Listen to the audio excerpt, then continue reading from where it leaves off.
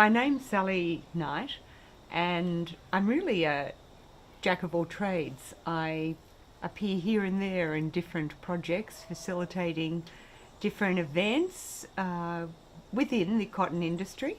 Becoming involved in the cotton industry seems to go right back to leaving HSC and picking up a hoe and trailing down those irrigation rows, chipping out the cotton. That's where my involvement first started.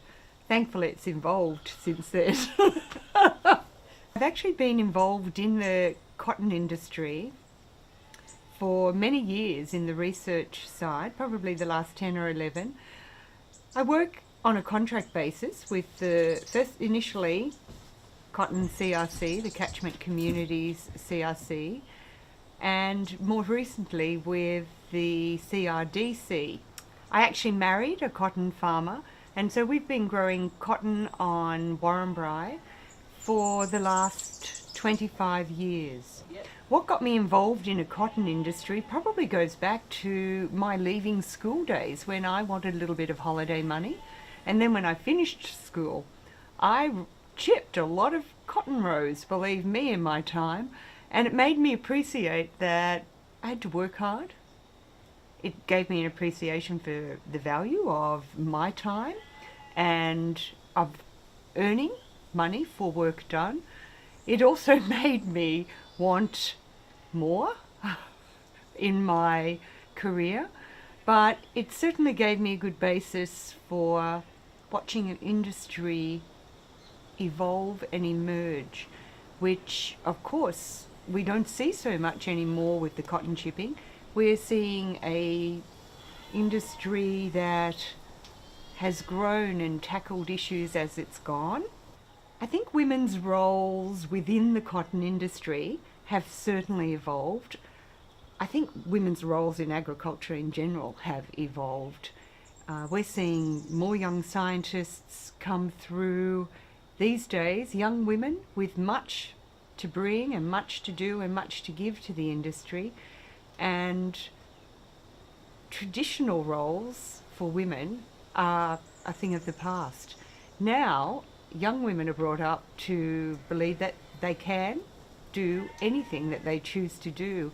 And agriculture is very much a level playing field now.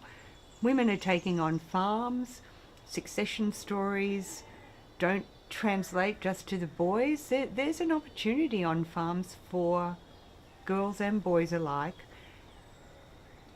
I also think that off-farm opportunities for women in agriculture is growing increasingly.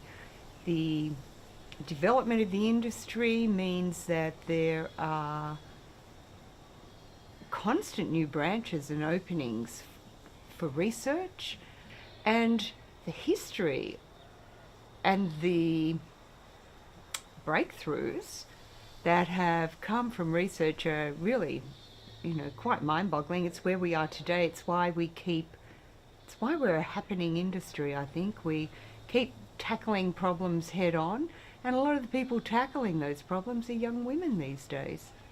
Yeah, it's a great thing to see. Do you know, I actually don't think that I could single down one single favourite product. I would have to say I had 3 that come to mind. I love my cool, crisp, clean cotton sheets on a hot summer's day. Can't beat that.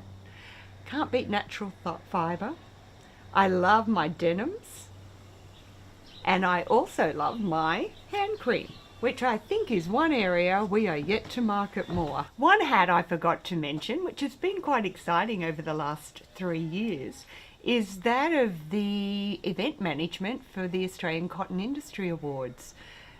We were asked to tender for that gig, and we're very fortunate in getting it. And so a group of 2 other girlfriends and myself for the last 3 years have been organising the Australian Cotton Industry Awards. That's from nominations through to the actual evening, and that's been really great fun. I think that's a bit of a rollover that I might have gotten a hand in there because for several years, for 5 years, I was involved in the Sustaining Rural Community Conferences with the CRC. So, yeah, that's just been tremendous. And, really what we've loved about it is being able to showcase the excellence and the innovation that continues to find no boundaries. They're really, farmers of the future. Over the last 3 years, we've had a variety of nominations. We've had up to 35 and down to as little as 8. That's really probably been impacted, we think, by the drought. It is an area that we'd like to see increase. It's such a great thing to be involved in, just being a nominee and then being a finalist. I think if you asked any of the finalists, they would agree wholeheartedly that they've enjoyed the experience and grown from it.